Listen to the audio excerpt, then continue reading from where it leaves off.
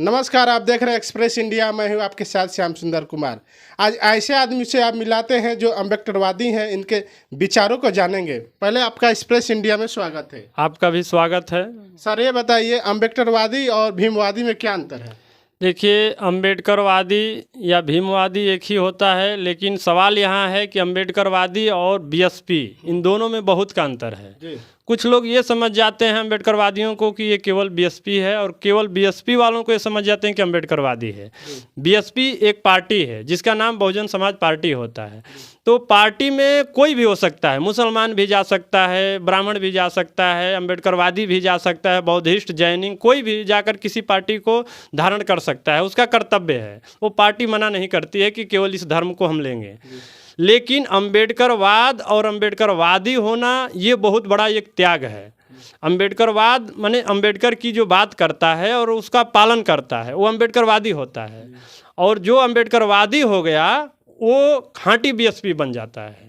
उसे बताने की ज़रूरत नहीं है कि तुम वोट कहाँ दोगे, और न तो पूछने की कोई ज़रूरत। पूरे भारत में सर ईवीएम को लेकर पूरा चर्चा हो रहा है। इसमें ईवीएम को लेकर कुछ वाम क्षेत्र के लोग हैं कि बोल रहे हैं कि ईवीएम को हम तोड़ेंगे। इस पे क्या कहेंगे सर? देखिए, ईवीएम को तोड़ लें या ईवीएम को यहाँ से हटा दें, कोई फर्क नहीं पड़ता है।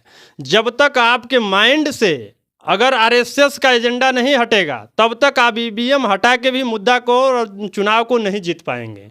आपके दिमाग में अगर 85 के लोग ये चाहते हैं कि हम सत्ता तक पहुँचें, तो आरएसएस के जो है कि तीज त्यौहार और रीति कुरीति को जो है कि त्याग करना पड़ेगा, तभी आप सत्ता तक पहुँच पाएंगे। अन्यथा ईवीएम हटाने से भी अगर जो है कि लोगों के दिल में क्या लग रहा है सर कि ईवीएम से चुनाव होना चाहिए या बैलेट पेपर से?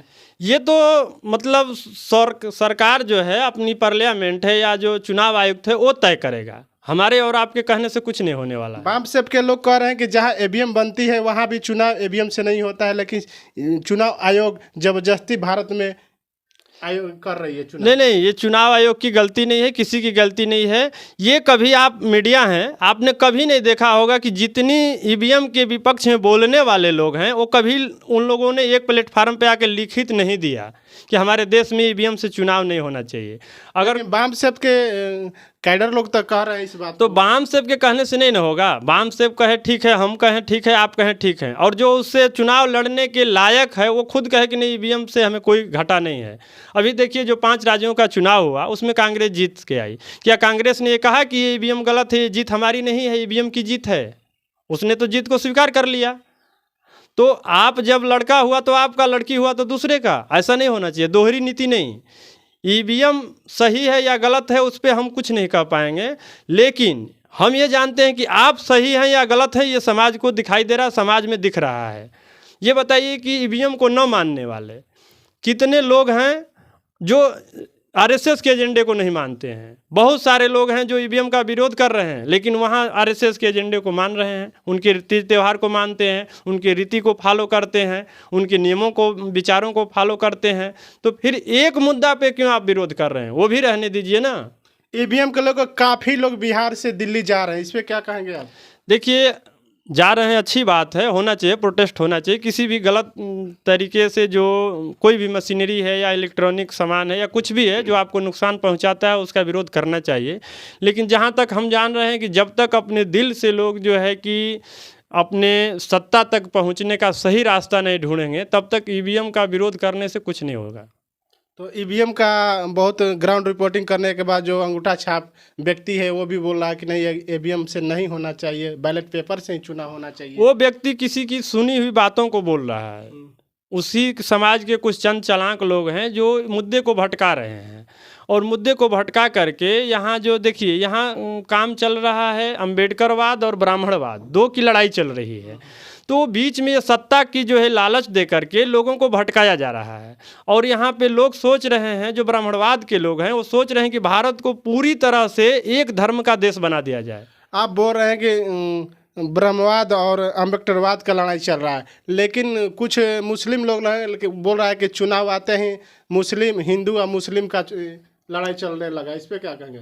नहीं, ये तो कुछ चंद लोग हैं जो हिंदू मुस्लिम का नाम दे करके अपनी रोटी सेकते हैं।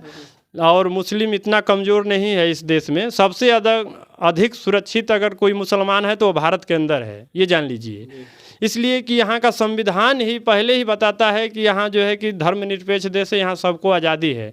अगर किसी भी मुस्लिम के एक सिस्टम पे अगर थोड़ा सा खरोच आया तो विश्व के सारे मुस्लिम देश एक होकर के भारत को तुरंत चिट्ठी लिखते हैं, ये जान लीजिए। मुसलमानों में एकता है और उनकी ताकत है, वो यहाँ कुछ नहीं होगा। फिर मुस्लिम हिंदू का फिर लड़ाई क्यों हो जाता है? वो तो वोट लेने के लिए किया जाता है ना, कुछ लोगों को गुमराह किया जाता है। वोट लेने के लिए जानते हैं कि जुमले भी फेंके जाते हैं, जैसे हमारे जो है कि बड़े बड़े उसमें प्रधानमंत्री भी शामिल थे जुमले फेंकने में। तो ऐसे लोग हैं जो वोट लेने के लिए बहुत सारे जुमले दिखाते रहते हैं। अभी देशवासियों के आप क्या कहेंगे सर?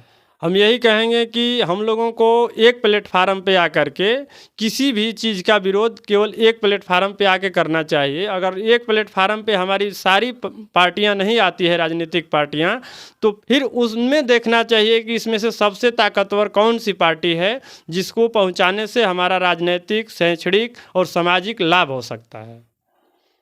हमारे चैनल को देख रहे हैं तो इस वीडियो को देखकर प्रतिक्रिया जरूर दीजिएगा। धन्यवाद।